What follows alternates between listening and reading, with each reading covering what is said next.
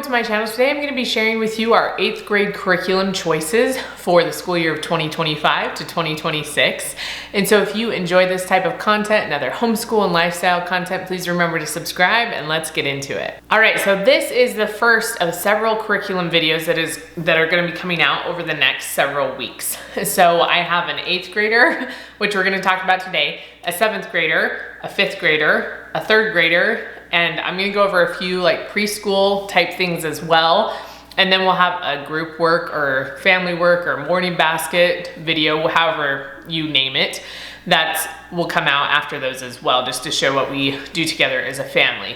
So there's gonna be several, and so if there's one you're looking for, whatever, we might cover it or we might kind of be in the middle. Not all of my kids are exactly on curriculum that's with their grade either. And so I'll point that out as I go through them. But this one is the first of many, and it's an exciting time to be able to pick curriculum, to go into summer and then start a new school year. So let's get into what we're gonna be doing for this next year. Also, if you don't know, we are going to go to Africa for 6 months in October to April. And so for that 6 months, we're gonna be there. And so some of these curriculum choices, or as I explain them, I'll kind of tell how we're adapting. We're doing things slightly differently because I don't want to have to take too many things with us and stuff like that. So the individual subjects aren't affected as much as a family, or the group work will be, but I'll still tell you those little things. So starting with math, we have been doing Denison math, and he currently is working on Algebra 1. So the goal for that is for him to finish Algebra 1 before we go, because these are pretty big books. And I am not taking both of them with us. And I think he'll get through it. So we'll be doing some more homeschool during the summer than we normally do, just so we can get through some of the curriculum. But then he'll move on to geometry. So far he's been doing really well with Algebra 1. And he didn't take technically like a pre-algebra class. He went from Math 7 in the Good and the Beautiful to Algebra 1 in Denison math, and he's been doing fine. He understands math pretty well. And so maybe if your kids need a little extra help, which some of mine, we might do this as well, you might need to go to Math 8. The Good and the Beautiful just released Math 8, which is their pre-algebra course, or Denison math also has a pre-algebra course. And so you could do that as well. So he's working on Algebra 1, and then he'll go to geometry. So this is his book, this is the workbook, and there are video lessons that go along with this. And then there's a solutions manual that comes with it, that I think there's also solutions videos. So there's a couple options there. And then this is the parent's guide. I haven't opened it yet. It goes in a 3-ring binder, or you could spiral bind it as well, and test booklets. So in his normal book, this book, he will have tests, but there are extra ones in here.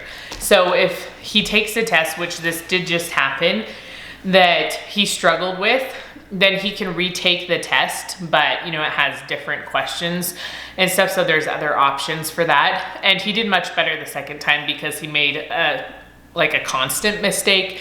And so once he realized that he was doing that, he did totally fine on the next test. But I like how there is that option.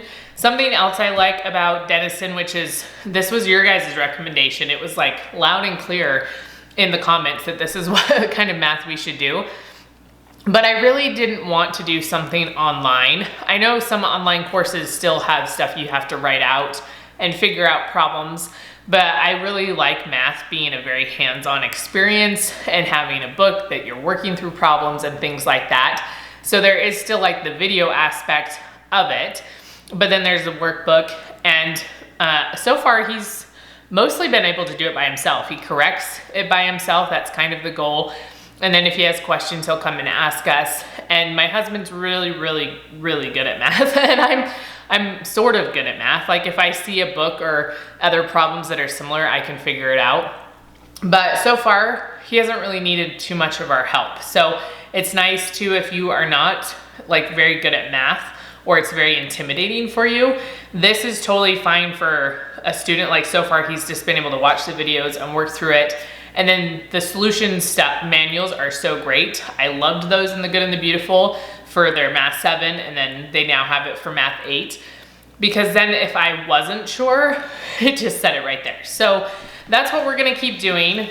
And he's gonna finish Algebra 1 before we go to Africa, so we don't have to take both books, and then he'll be working on geometry probably a little bit before we leave, and then while we're in Africa, he'll hopefully be finishing it. And then for language arts, we're doing the Good and the Beautifuls level 7.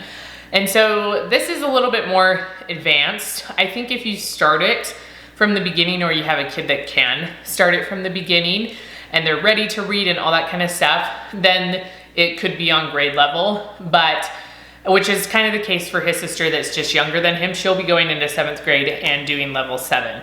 Whereas he's going into 8th grade, doing level 7. He is also high functioning autistic.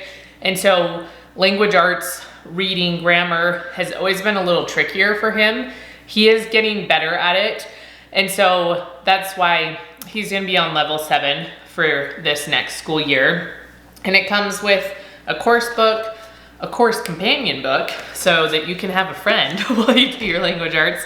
It also comes with these daily checklist notes and instructions, which this is different than most, like the other units we've done from the Good and the Beautiful for language arts haven't had this. So this is nice, I think, because I forget sometimes to tell them to do certain things so that they can, so the fact that they have this and can just check it off, and he's really been liking checking off his work as he does it. So, and then it has a reader that it comes with as well. So that's what he's gonna be doing for his language arts. And then he'll do handwriting level 6. He's finishing level 5 right now.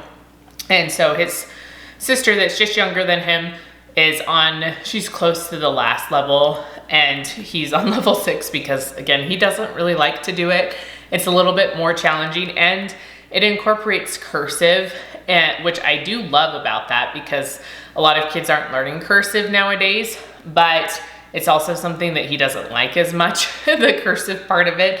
So anyway, he's gonna be working on this next year. So that's his language arts and his handwriting. And then for science, I mentioned, I can't even remember what video, it might've been a quarterly review video, that he really loves chemistry. And so I was looking for suggestions, which again, you guys delivered on a lot of good suggestions. We ended up not going with any of those suggestions because my husband had a friend group that had a startup of a chemistry program that he wanted to try.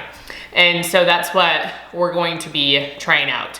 And we're not going the normal, like, I know there's certain, maybe it would be just a general science or an earth science or something for 8th grade, just because he loves chemistry so, so much. And so we wanted to feed into him really liking that right now and do that instead of making him do something that maybe he doesn't like to do as much.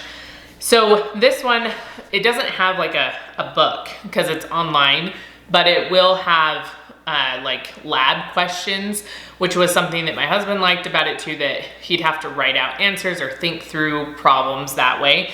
But it does come with this lab kit. So it's quantum courses, and I'll put the links down below. So if you wanted to look at them, like I said, it's a newer like company.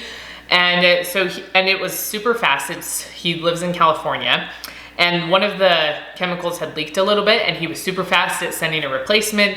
And he also got on the Zoom call with my husband and went through the website and how the classes work, how the labs work. And so he's been very, very responsive and interactive. And so I'll keep you updated as we go through the experience, because I'm not sure exactly how it's all gonna be, but my son will probably start this pretty soon, just because this was the tricky part with science, is trying to take all this stuff with us to Africa was going to be kind of hard and stuff. And so a lot of the ones we had looked at, or you offered, some of them were more like subscription box like, and we're like, oh, we aren't gonna be here if they just send it once a month, or even if they send them all at the same time, we can't do them, or we can't take them with us. And so this one, the online courses, you know, he can still view while we're there, but we're going to try to get everything done before and hopefully not have to take it with us. But this box is full of, you know, all sorts of different things that had some beakers, syringes, matches, batteries, different powders, you know, balloons. So all the different things for the different experiments. So we'll see how it goes. I know some of the science curriculums have them divided according to labs, which I hear is very nice, but we're experimenting with this and seeing if we like it. And so in quarterly reviews, which will look different, again, everything's gonna be a little wonky this next school year because it's gonna be just, our timeline is gonna be very different than a normal school year and stuff, so I'll have to figure that out. But I'll give updates and reviews about it so you can know how we feel about it and how it went for him. But I'm really excited because he loves chemistry so much. So I'm sure he's gonna be excited to dive into this. And then my son is still doing Japanese on Duolingo. We've tried to do some different curriculums occasionally. I feel like it'd be helpful for him to do something where he's talking to someone, which we did also do that for a while. But it's also hard to get feedback from him because he is autistic, and it's just a little bit tricky sometimes to understand where he's at and everything.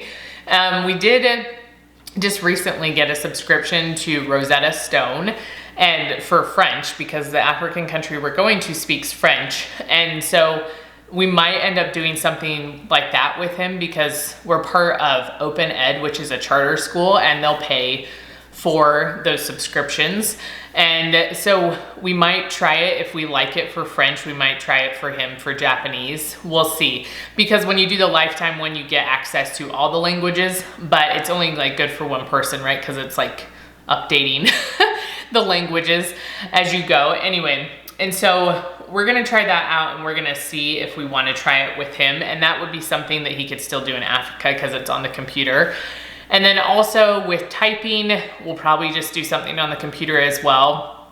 Typing has just been so hard to figure out. I never really sat down and took a typing class until I was in 9th grade because it was like the last time I could take it because they were getting rid of it in the high schools and stuff. And I was getting too old to take typing, and I was so glad that I took it, but now trying to get my kids to take it and be consistent about it is kind of hard. So I know I asked for recommendations before. We've done typing.com because it's free. So if you have other ones that you like as well that we could try out, especially while we're in Africa, they can sit and type. It'll give them something to do. And so if you have suggestions for that, I'd love to hear them. The last few things I'd like to mention are just kind of elective classes for him. And so last year we let him choose a little bit more within a range.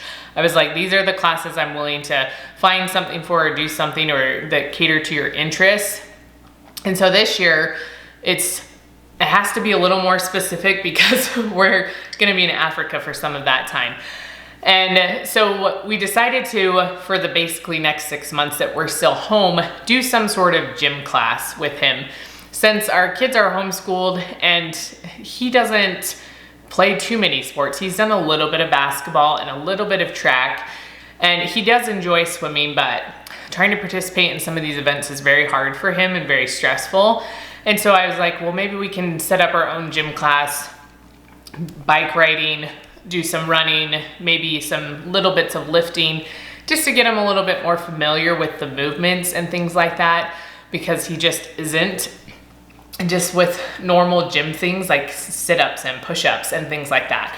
So that's kind of the plan while we're still here, because that stuff will just be harder. Like, we can still exercise to an extent in Africa, but we just won't have the same resources that we have here. And then while we're there, he loves to draw. And that was something that he did as an elective this last year, basically was a drawing class, and we did OutSchool. And again, our charter pays for that subscription. And so we did OutSchool, and he did drawing, but he also did stuff with Blender on there. And that was a lot of fun for him. So I got a bunch of these drawing books from The Good and the Beautiful. And you'll see these over the several videos because I plan to have a lot of my kids use them.